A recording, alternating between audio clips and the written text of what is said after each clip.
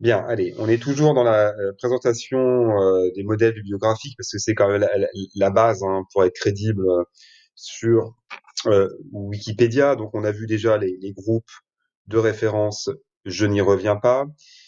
À savoir en fait qu'il existe quand même des modèles préexistants d'œuvres, notamment des grands classiques. C'est-à-dire qu'on n'a pas à tout réécrire. Donc, je vais vous donner quelques exemples. Alors, là, pour les sources antiques, par exemple. Il y a des modèles préexistants, c'est-à-dire que les d'aimables programmateurs Wikipédia, on va dire, ont créé des modèles. Ou bon après vous les connaître, les copier, bon voilà. Hein. Ou là par exemple, j'ai pas à m'embêter à écrire Diodore de Sicile, bibliothèque historique, etc. Ni même le lien.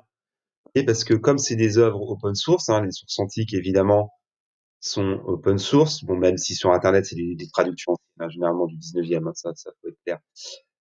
Bon, des fois, il y a des petits soucis de quand je fais un retour en arrière, excusez-moi. Donc, là, pour le coup, vous voyez, en mettant le lien, je reprends Diodore, hein, vous voyez, par défaut, il va me mettre lire en ligne. Donc là, par exemple, je vais cliquer et voilà, c'est le site bon, bien connu des historiens hellénistes avec des traductions old school. Hein. Bon, en tout cas, elles ont bien existé, donc un français un petit peu, voilà, un petit peu daté. Donc voilà, en tout cas, c'est bien utile dans le sens que voilà, on n'a pas à s'embêter à tout réécrire. Alors, je vais pas explorer tous les domaines de l'histoire, mais enfin, j'imagine que je sais pas, vous tapez la Bible ou le Coran, j'imagine qu'il doit y avoir des modèles aussi. Il existe même, par exemple, je vais vous montrer un simple exemple ici, je vais le taper, voilà. Alors, bon, un ouvrage que j'ai beaucoup utilisé d'ailleurs, c'est l'histoire politique du monde hellénistique. Donc voilà, ça tombe bien, ils ont mis les euh, premières lettres. Et vous voyez, formidable, je vais avoir le Edouardville. Vous voyez, regardez, ça, il s'affiche. Alors, là, ce serait formidable s'ils pouvaient faire ça pour tous les livres, mais bon, ce serait fastidieux. En tout cas, voilà, pour les livres vraiment très utilisés. Et voilà, donc tout est déjà clé en main. C'est fort pratique, n'est-ce pas? Alors, dans les présentations aussi bibliographiques, les gens ont tendance parfois à faire des bibliographies invitables. Voilà, moi j'ai cru bon de faire une bibliographie thématique avec, vous voyez, des thèmes. Sauf que, vous voyez, si par exemple, j'avais créé la bibliographie avec des égales, si j'avais mis 4 signes égales en dessous, il aurait créé, en fait, dans le plan, parce que je l'ai pas dit, mais on a compris, vous voyez, quand on prend le plan, chaque titre entre des signes égaux deviennent un lien.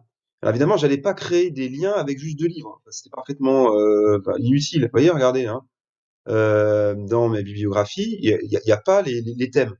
Alors comment faire, enfin, un mystère, des titres en gras, mais qui ne sont pas des titres sous forme de lien, petite astuce, qu'on connaît pas forcément toujours, c'est des points-virgules. Vous voyez, donc visuellement, j'aurais l'impression que c'est un titre, mais c'est pas un lien. Ce qui permet de faire des biblios thématiques, ce qui est toujours plus agréable hein, quand on a 40 références bibliographiques. Voilà, vous voyez par exemple Pierre Briand, bon, il est cité 5 fois, je vais pas remettre à chaque fois. Alors il y a une autre chose aussi à propos du modèle SFN, tant que j'y pense, c'est que parfois ça peut arriver qu'un auteur a une date, enfin, un auteur écrit plusieurs livres, hein, voilà, et donc le modèle SFN renvoie au nom de l'auteur. Et donc pour être sûr de renvoyer au bon endroit, il y a ce qu'on appelle le modèle ID, hein, comme identifiant, où quand on sait que l'auteur, par exemple, là, il va être repris plusieurs fois, on écrit, on lui donne un code, ce que vous voulez, donc vous résumez évidemment, allez, pourquoi pas, un élément du titre plus la date, et en fait, vous le rajoutez dans le modèle SFN, c'est-à-dire que quand vous écrivez SFN, après la date, vous rajoutez ID, et là, c'est sûr de tomber sur la bonne ligne, parce que parfois, Brillant, vous voyez, Brillant, il a écrit 5 livres, et donc j'ai fait 5 fois des idées, des identifiants. Voilà, bon, là, c'est assez logique, hein, mais on a compris, hein, j'espère.